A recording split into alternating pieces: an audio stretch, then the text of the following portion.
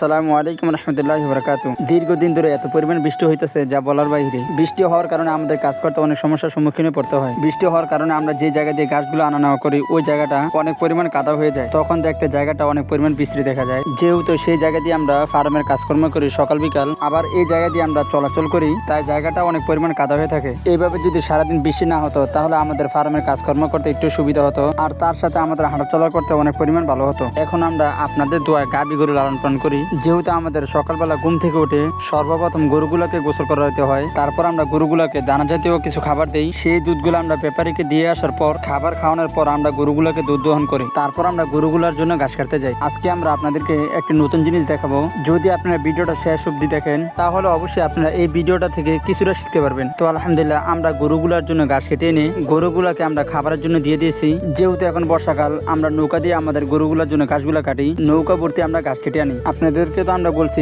এই ভিডিওতে আপনাদেরকে আমরা একটা জিনিস দেখাবো।